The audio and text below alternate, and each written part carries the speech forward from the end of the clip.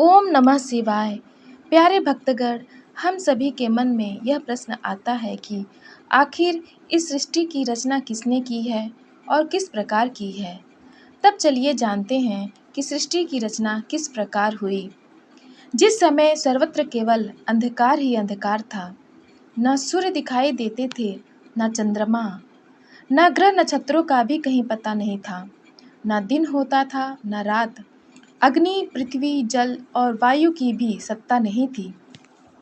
उस समय एकमात्र सत ब्रह्म अर्थात सदाशिव की ही सत्ता विद्यमान थी, जो अनादि और चिन्मय कही जाती है।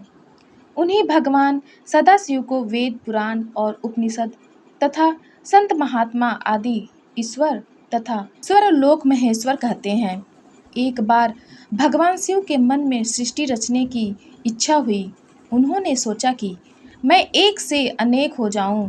यह विचार आते ही सबसे पहले परमेश्वर शिव ने अपनी पराशक्ति अंबिका को प्रकट किया तथा उनसे कहा कि हमें सृष्टि के लिए किसी दूसरे पुरुष का सृजन करना चाहिए, जिसके कंधे पर सृष्टि संचालन का महान भार रखकर हम आनंद पूर्वक विचरण कर सकें।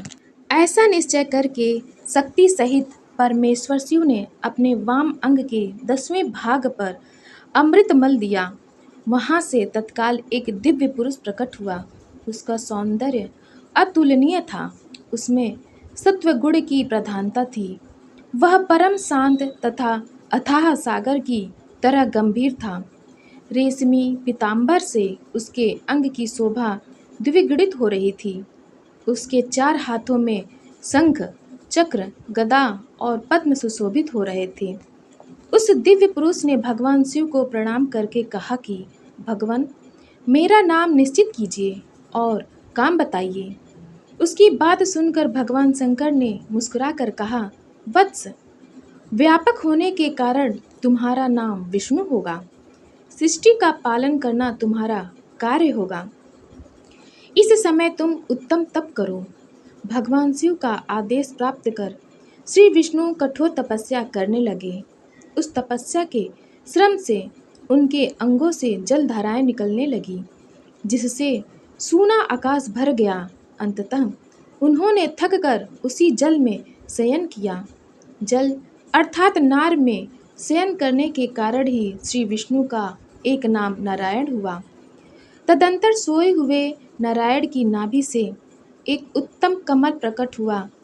उसी समय भगवान शिव ने अपने दाहिने अंग से चतुर्मुख ब्रह्मा को प्रकट करके उस कमल पर डाल दिया।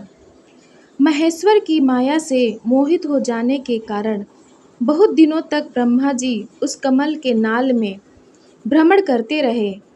आकाशवाणी द्वारा तप का आदेश मिलने पर ब्रह्मा जी ने अपने जन्मदाता के दर्शनार्थ 12 वर्षों तक कठोर तपस्या की। तत्पश्चात उनके सम्मुख भगवान विष्णु प्रकट हुए।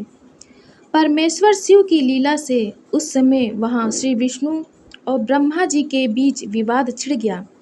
सहसा उन दोनों के मध्य एक दिव्य अग्नि स्तंभ प्रकट हुआ। बहुत प्रयास के बाद भी ब्रह्मा और विष्णु उस अग्नि स्तंभ के आदि अंत का पता नहीं लगा सके। अंततः थक कर भगवान विष्णु ने प्रार्थना किया कि महाप्रभु, हम आपके स्वरूप को नहीं जानते। आप जो कोई भी हो, हमें दर्शन दीजिए। भगवान विष्णु की स्तुति सुनकर महेश्वर सहसा प्रकट हो गए और बोले, सुरश्रेष्ठ गण, मैं तुम दोनों के तप और भक्ति से भली भांति संतुष्ट हूँ। ब्रह्मन, तुम मेरी आज्ञा से जगत की सृष्टि करो और वत्स विष्णु, तुम इस चराचर जगत का पालन करो।